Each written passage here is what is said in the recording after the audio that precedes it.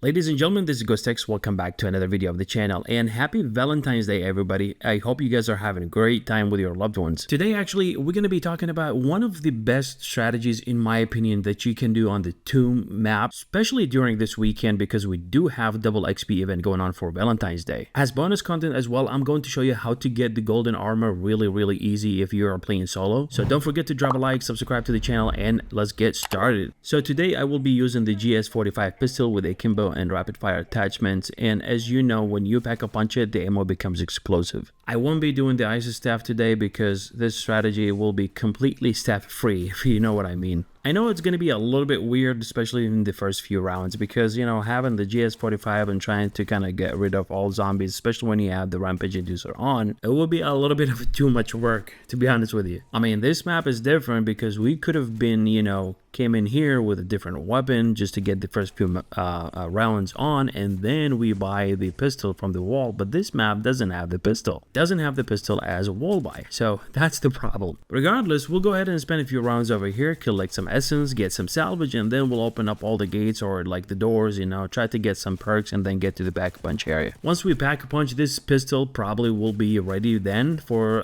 doing this strategy, which is actually straightforward, easy. It won't take too long. I know we have a crystal that we can get from shooting the rocks, but you know, I got tired of shooting just single bullets, so I wanted to kind of put a pack a punch since I have the money. Also, my pistol don't have a build that has a really good damage range, so I got tired shooting the rocks, so I was like, you know what, let me just pack a punch it, whatever. So even if you pack a punch your pistol, I do recommend that you put a tool on it, and you know, there is nothing better than waiting until round 11, shooting these two waterfalls that we just shot and get the purple tool. Okay, since we're ready right now, we'll go through the yellow portal over here so we can go by the stamina up area. I do have a few perks, but that's okay. We can just grind a couple rounds, and then every time we get money, we'll go ahead and buy a few more perks. So basically, we're gonna stay in this area exactly. We're not gonna open any of those doors. I mean, we could open the door on my left side right now just to have access to the area where like the three-bladed armor is, but I mean, it's not a you know, it's not a rule. You could just stay here the whole time. I mean, maybe in higher rounds you could, or you might want to open that door actually just to have like a little getaway in case, you know, things get chaotic. This door here by this trap absolutely will keep it closed all times. I mean, we're not going to open that one. As far as, you know, coming out of that spot, you can just use the yellow portal again and go back to the dark ether with no problem, and that's just your getaway as well. Now, to speed things up a little bit, you can turn the rampage inducer on basically, and you can keep it as long as you can handle the situation in that spot. Now, if we want to go to that spot that I just showed you, we're not going to open the doors. Obviously, we're just going to go through the dark ether and then rotate around, take the yellow portal and go back to it. And here we are, we're back to the spot, and I think we have pretty much we need in this spot. We have ammo crates, we have crafting table. And like I said, you can open that door that takes you to the three-bladed armor in case you just, you know, keep a getaway in case things gets a little bit messy over here. Here we go, starting with immune injection, and let's go. A new round just started, round 16. All right, so we're going to stand over here. We'll activate the trap only like if we see it necessary, but I just wanted to give it a try right now and see what's going on. Okay, here you go, and it's pretty much killing everything that it comes your way. I mean, at this point, you don't have to shoot any zombie, to be honest with you, especially in early rounds. Okay, let's get that, and yeah, I think we're done with them. Maybe I'll pick up that power up because I have one Aether Shroud. Did I pick it up? Nope. Okay, well, I'm gonna wait for it, wait for the trap. Well, I guess I'm gonna take it because I don't want it to go away, you know what I mean? One of the best things to have in this strategy is monkey bombs. I mean, believe it or not, these are lifesavers. And when you get to higher rounds, I mean, you will have enough salvage to craft 2 of them in each round. Okay, so why this, you know, strategy is one of the best strategies out there? You know, there are reasons. I mean, it's way better than just, you know, going in the game and just killing zombies randomly. And the reason why it's better strategy because you can do, you know, whatever you want in the order that you want it. Basically, it's a controlled environment. You can control what you can do and what you cannot do. Does that make sense? I hope this makes sense. Okay, so back to the game. We're almost done with round 19, and remember, we have the rampage inducer on, and this is, you know, such a shortcut for time. Alright, so we round 20. Let's go ahead and pack a punch this pistol because, you know, we need to have that power. I know it might be a little bit too much for round 20 to have pack a punch too, but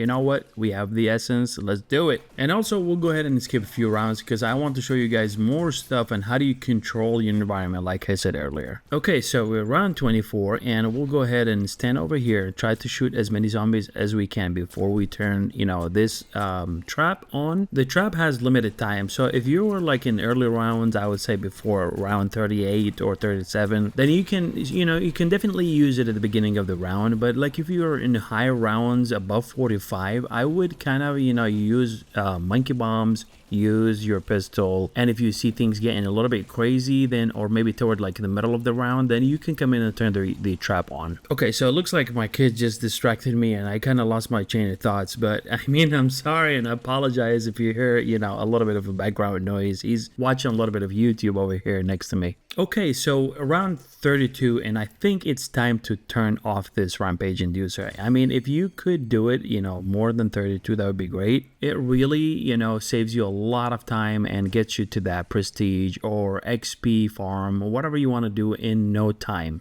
All right, so we're back to our spot and we have this sentry gun, and you know, one of the most important things that I also wanted to mention, make sure that you have immune injection equipped on you, or you have it, you know, available at all times, period. I mean, every time you're in this spot, you have to have immune injection available. I mean, I'm not saying that you have to use it every time. No, I'm saying that you have to save it in case things gets a little bit, you know, sketchy. You can pop it and, you know, get yourself out of that crazy situation. When you get to higher rounds, you know, when zombies start to spawn and come towards you, I would start using the monkey bombs first, you know, and try to get as much of them as possible before you actually turn on the trap or use your gun, you know, because you don't want to, you know, run out of this trap, basically, if I could say that, and the round is still going. I mean, if that happens, you can pop your ether shroud and get yourself out of the crazy situation, or, you know, out of that corner. Okay, so as the bonus content that I mentioned earlier in this video, I wanted to show you guys how to get the golden armor for solo players, you know, very easy. And I'm going to show you this strategy. Once you activate it, you pop your mutant injection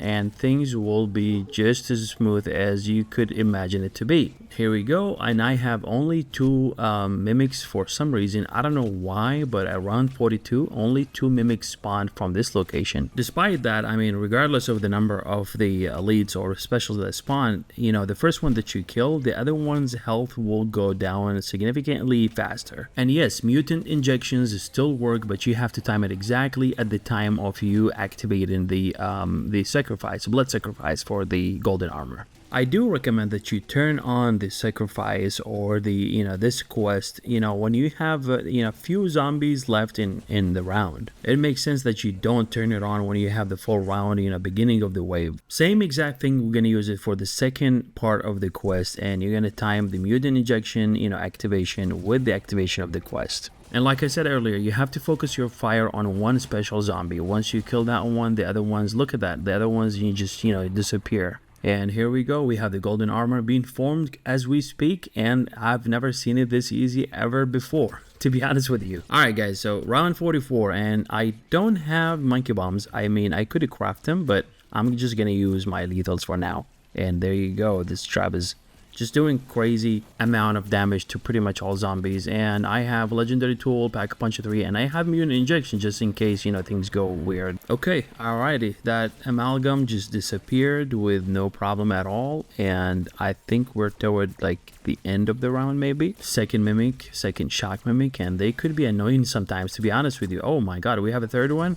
All right, let's pop the ether shroud, get out of there, you know, get situated, and then come back. I don't want to pop the mutant injection just yet. I want to see if I can just, you know, take care of the round by myself. And here we go, things are getting a little bit weirder, but I have a second ether shroud, which is good, and they're all going away. Now I can just, you know, damage as many of them as I can. And sometimes, you know, the lethals, when you throw them and the mimics are not close by, they could give really good damage. I mean, there's secondary, you know, things that you could use. Why not, right? I do want to let you guys know that with this strategy, you could reach very high rounds, but generally speaking, after round 51, probably you will be depending mostly on the traps and muted injections. Let me know what do you guys think about it. Go ahead and give it a try. If you haven't, this is really good during this special or like double XP events that we have this weekend, and I will be looking forward for your feedback. Let me know if you have any other spot or any other strategy that you want me to try and see if it works or not.